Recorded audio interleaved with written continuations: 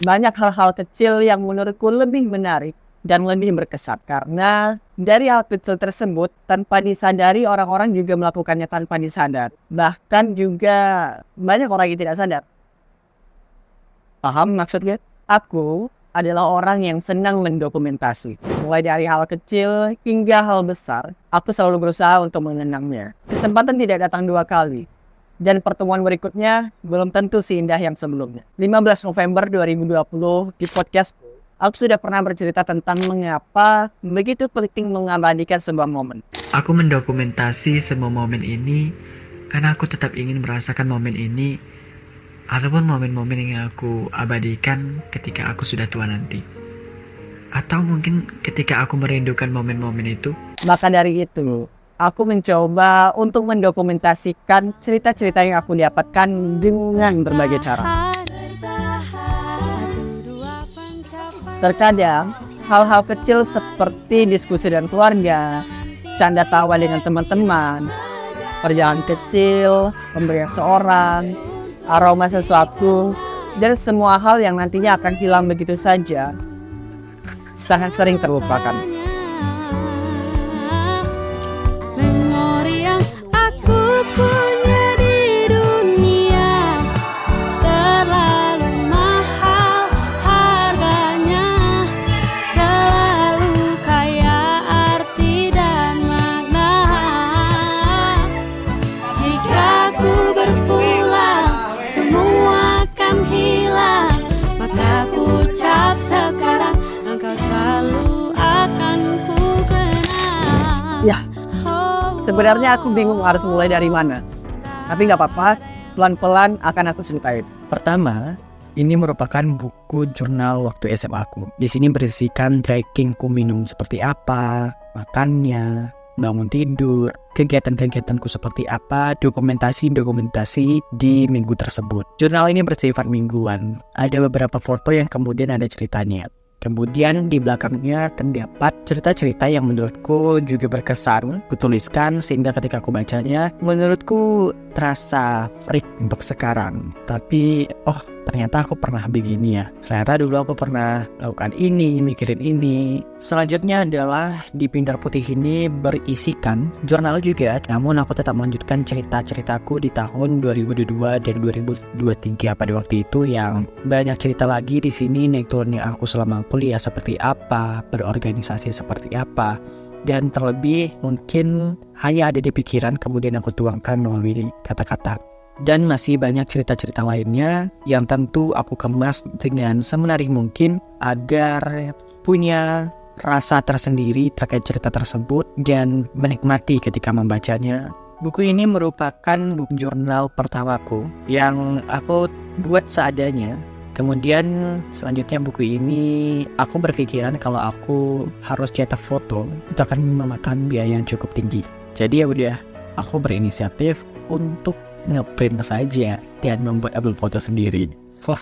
Hal kecil lainnya ialah di kotak ini berisikan pemberian-pemberian dari temanku seperti bunga kering. Dengan bunga ini aku mencoba berpikir kembali, ini bunga apa, dari siapa, dan bagaimana kejadiannya waktu itu. Ini juga ada gelang dari temanku yang mungkin tidak aku pakai namun aku simpan dan akan kuingat selalu. Kemudian ada pin paus yang aku sangat ingat apa makna dari itu. Dan ada beberapa pemberian dari teman-temanku yang ada suratnya, namun aku simpan di sini agar aku bisa mengenangnya.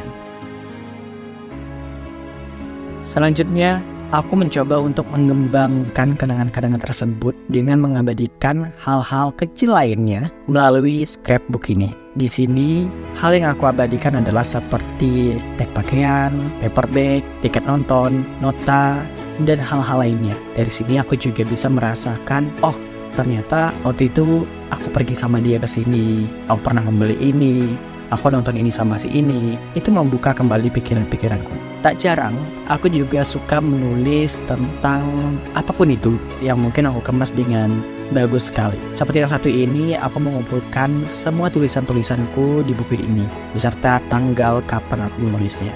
Buku yang satu ini merupakan jurnalku juga, sama seperti aku mengumpulkan cerita-ceritaku. Namun, berada di edisi ataupun di tahun yang berbeda dan khusus di tahun tersebut. Jadi bisa dibilang per tahun aku punya bukunya sih. Di tahun 2023, aku kembali mengembangkan kenangan-kenanganku, yaitu dengan cara mencetak foto-foto berikut.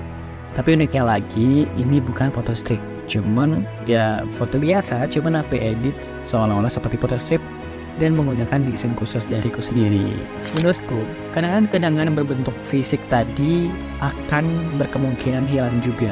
Jadi aku juga mengantisipasinya melalui media onlineku seperti Instagram. Di akun keduaku, di sana aku lebih banyak mengabadikan momen-momenku. Seperti yang kalian bisa lihat, lebih berwarna dan penuh cerita. Kemudian, terkadang banyak hal-hal juga yang aku rasa tidak bisa direkam dengan kamera. Atau mungkin beberapa orang kurang suka dengan kamera. Dengan begitu, aku mengabadikannya dengan rekaman suara. Adalah orang yang ekspresif waktu SMA. Apa aja tuh aku bisa ikutin.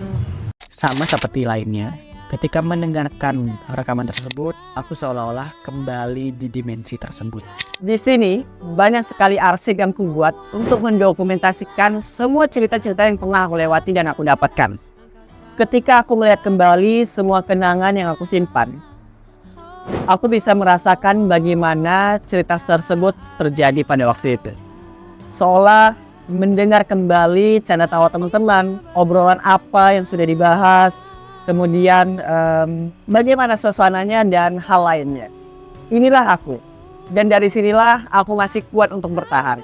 Tapi aku pernah berpikir, setelah waktuku untuk berpulang, untuk apa semua ini dan harus diapain?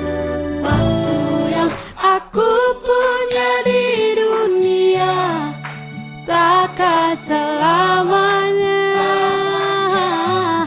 akan ku pakai sebaik-baiknya. Jika ku berpulang semua akan hilang, maka ku ucap sekarang engkau selalu akan ku kenang.